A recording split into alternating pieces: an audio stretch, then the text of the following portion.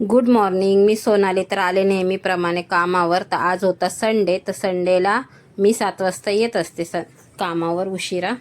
तर दाखवते कामावर आज काय बनवायचं. इथं पहिल्या घरी बनवायचं होतं सांबार. मसूरच्या डाळीचं चिंच भिजत घातली होती. सांबारसाठी ना असं मी सगळं चॉप करून घेत होते, कांदा टोमॅटो. मी सगळं ना असं ना मिक्स एकदाच सगळं टाकत असते, प्रॉपर साऊथ इंडियन स्टाईल. फक्त वरून एक फोडणी द्यायची. इथं चहा ठेवला होता माझ्यासाठी. इथं लगेच बॅटर असं भांड्यात काढून त्याच्यात मीठ टाकून असं फेटून घेऊन लगेच असा कुकर लावून घेतला होता इडलीचा.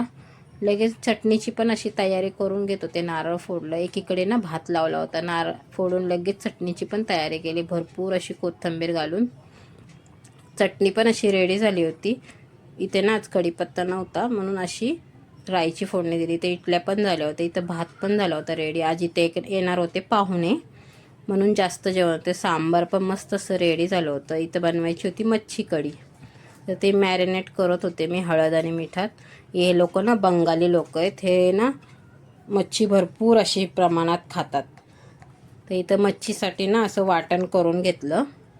मच्छी फोडणीला देऊन मी दुसऱ्या कामाला गेले. ते दीदी बोलले मी बघून घेईन. तर आले दुसऱ्या कामावर. इथं बनवायचं होतं पनीर, शिमला मिर्च आणि चीजचं उत्तपम. त्याची पण लगेच तयारी करून घेतली. इथं मीठ टाकून पीठ पण असं फेटून घेतलं. अशा प्रकारे उत्तपम केले होते. ते उत्तपम संग खायला ना मी अशी चटपटीत ग्रीन चटणी बनवली होती. इथे ना 10 उत्तपम रेडी झाले होते. इथे पण पाहुणे आले होते ना म्हणून. तर आले मी तिसऱ्या कामावर. तर तिसऱ्या कामावर बनवायचा होता पॅनकेक. तर त्याच्यासाठी ना मी गव्हाचं पीठ, थोडीशी साखर, केळ आणि दूध घालून ना असं ग्राइंड करून घेतलं होतं अशा पद्धतीत.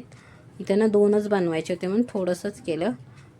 पॅनकेक्स होईपर्यंत ना मी ना पपई कापून घेतली अशी नाश्त्यासाठी. पपई पण अशी कापून झाली होती. इथं पॅनकेक्स पण रेडी झाले होते. इथं बनवायचं होतं सॅलेड, छोले आणि ना ह्याचं काकडीचं. त्याच्यासंग ना हा सॉस होता खायचा. तो पण बनवून लगेच ठेवून दिला. इथं बनवायची होती इडली शाक्षुका. त्याच्यासाठी असं सगळी तयारी केली. ते ग्राइंड करायचं होतं टमॅटो, काजू आणि थोडंसं लसूण. तर मी अशा प्रकारे ग्रेव्ही बनवून तिचं हळूच असे इडलीचं बॅटर असं टाकलं होतं. 10 मिनटं असं ठेवून दिलं. वरून मस्त असं राई, कढीपत्त्याचा तडका आणि कोथिंबीर घातली होती. अशा प्रकारे असतो इडली शाक्षुका. मस्त असं इडली शाक्षुका रेडी झालं होतं. तर तुम्हाला माझा व्हिडिओ आवडला असेल तर लाईक करा, शेअर करा, छान छान अशा कमेंट करा. बाय. भेटूया नेक्स्ट व्हिडिओ.